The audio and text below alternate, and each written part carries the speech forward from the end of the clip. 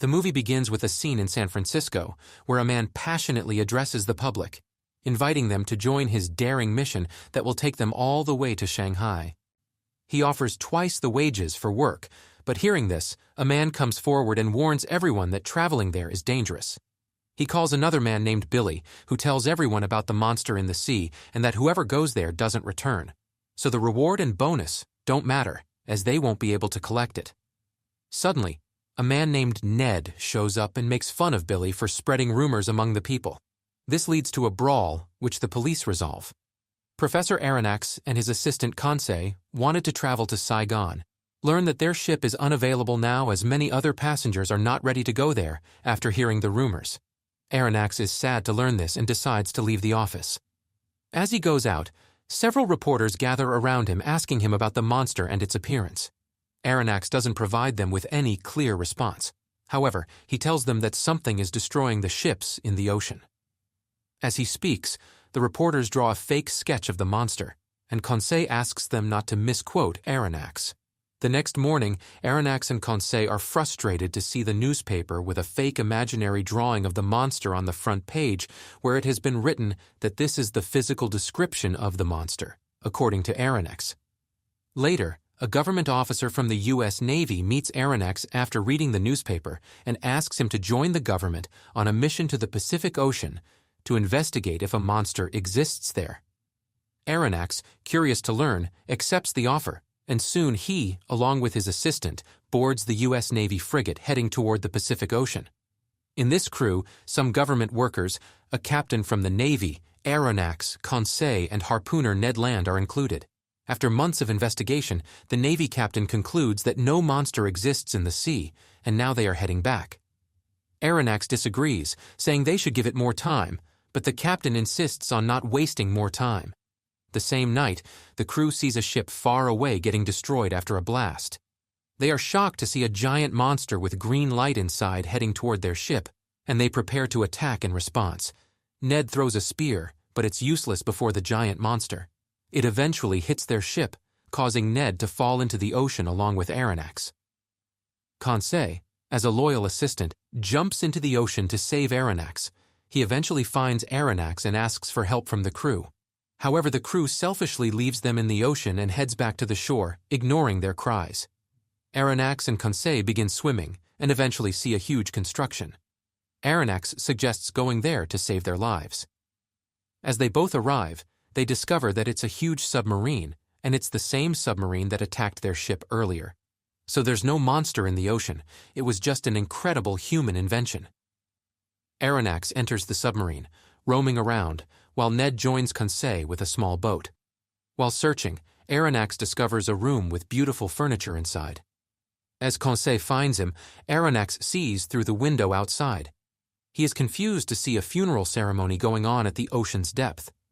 As Conseil and Aronnax see the ceremony, one of the persons sees them and immediately returns to the submarine.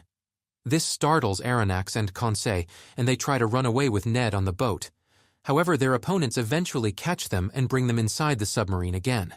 They have been accused of entering the submarine and are now taken to Captain Nemo. Seeing Captain Nemo, Aronnax introduces himself and his men and informs them that they thought the submarine was a monster, so they came here to check on it. Nemo recognizes Aronnax and tells him that he has read his books, and that's why he respects him. However, his companions Conseil and Ned are still criminals, so he won't forgive them. Aronnax requests Nemo to let them survive, but Aronnax doesn't agree. He tells Aronnax he also has some research and would like to share ocean secrets with him. However, Aronnax disagrees, saying he doesn't want to hear any secrets at the cost of the lives of his friends. Enraged, Nemo orders his men to throw all three of them into the ocean to die. His men do as ordered. However, when Aronnax and his men are about to drown, Nemo orders his men to retrieve them. At night, dinner is served, and Nemo joins his three new criminal guests. As much as the food is tasty, they are shocked to learn that everything cooked is from the ocean and not from the land, making them disgusted. Nemo tells them that they are heading to the island of Crespo, and after a brief hunting expedition, they will get to choose whatever they want to eat. After the dinner, Aronnax asks Nemo why he let them live, to which Nemo tells him that he only wanted to see if Aronnax is willing to sacrifice his life for his companions. Soon they arrive at the island of Crespo, and Nemo tells Aronnax that this is the place where they hunt. Eventually, Conseil and Ned with others are sent to hunt on the island and collect food. As Nemo and Aronnax watch the hunting expedition going towards the island from inside the submarine, Nemo asks Aronnax if he wants to be a part of the expedition, to which he agrees. They both wear costumes and start hunting. After a little while, the crew successfully catches many river animals and heads back to the submarine. However, Conseil and Ned find a treasure box filled with gold and diamond jewelry and plan to get it. They separate from the crew and begin dragging the box with them. However, a shark sees them and prepares to attack them. Both of them are scared and think they will die. However, Nemo attacks the shark, making it bleed, and eventually, Conseil and Ned are taken back to the submarine safe and alive. As they remove their costumes, Ned complains that they had a golden chance to become rich. However, Nemo opens a cupboard filled with jewelry. He tells the naive Ned that, for the time being, they went outside to collect food, not jewelry. He further tells him not to test his patience. Otherwise, he will face the consequences. Later, Aronnax scolds Ned and Conseil for going against the orders. While Conseil agrees to Aronnax, Ned still plans to eliminate Nemo's rule. At night, Aronnax writes in his journal that he is now at the deepest ocean level, and any normal vessel would have been damaged. However, this submarine is safe, so it is the greatest of all time of human inventions. He asks Conseil to keep watching Ned so he may not make another mistake, and Conseil catches him stealing jewels from Nemo's cupboard. One of Nemo's men also sees him, but Nemo cunningly covers it and heads back to his room. Later, Nemo shows Aronnax every part of the submarine and, finally, its propulsion unit. Aronnax is shocked to learn that Nemo has discovered the veritable dynamic power of the universe, which can revolutionize humanity on the surface. He is amazed by his scientific research, and Nemo tells him that he enjoys living in the ocean as there is independence here. It's better that humans think of this submarine as a monster, and they don't bother him. After passing 10,000 leagues underwater, Nemo takes Aronnax out of the submarine and boards a boat. He then shows Aronnax, a colony commonly named the prison camp of Rorapandi, the white man's grave, where many prisoners are forced to carry nitrates and phosphates for ammunition, which are the seeds of the war. Nemo reveals that he used to be one of these prisoners and successfully ran away with some other companions who live with him in the submarine. After running away, they went to a remote place called Vulcania, where they built the current submarine, Nautilus. The submarine will soon return to its base, Vulcania. Eventually, Nemo, his men, and Aronnax see another ship on the ocean, and Nemo instantly orders everyone to go inside the submarine. As they all get inside, Nemo orders his men to destroy the ship just like they have destroyed so many ships before, so humans may not know about the submarine and keep thinking of it as a monster. A blast destroys the other ship, and Aronnax and his companions witness this cruel scene. Aronnax angrily tells Nemo that he is just like those prisoners collecting war equipment, as Nemo also kills people for selfish reasons. Nemo reveals that the ship that was just destroyed had war equipment. If it had gone back to Earth, it would have caused destruction. When he was one of those prisoners, he was tortured for not revealing his scientific inventions. After torturing him, they killed his wife and son. Aronnax becomes convinced of Nemo, and when he meets Conseil, Conseil expresses his anger towards Nemo. However, Aronnax tells him that he knows nothing about Nemo. Enraged, Conseil tells Aronnax that he can find a slight resemblance between Nemo and Aronnax as both act inhumanely. Conseil joins Ned, who always plans against Nemo, and how to get out of the submarine.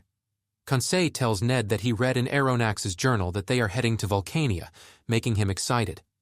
They both eventually get into Nemo's cabin, as other workers are busy repairing the ship from outside, due to some damage caused by hitting the other ship. They find paper and pen there, and write notes mentioning their location so that the Navy officers can read them. Closing these notes in bottles, they throw these bottles into the ocean. One day the submarine gets hit by a huge rock, and they have to stop there for some time near the coast of New Guinea. Nemo asks if Aronnax wants to see the island outside, to which Aronnax shows his lack of interest. However, Conseil and Ned want to explore it and ask Nemo to let them go with a boat. Nemo complies, warning them that they should stay at the beach and not go further ahead. After that, as they both get on the island, Ned tells Conseil to run away, but Conseil doesn't agree and wants to return to Aronnax. Nonetheless, Ned stays there, and Conseil goes back. As Ned begins walking around, some cannibals chase him, prompting him to run back to the boat, from where he heads to the submarine instantly. However, the cannibals following Ned and Conseil arrive at the submarine and try entering it. Seeing this, Nemo sends an electric current, which repels the cannibals, and they return.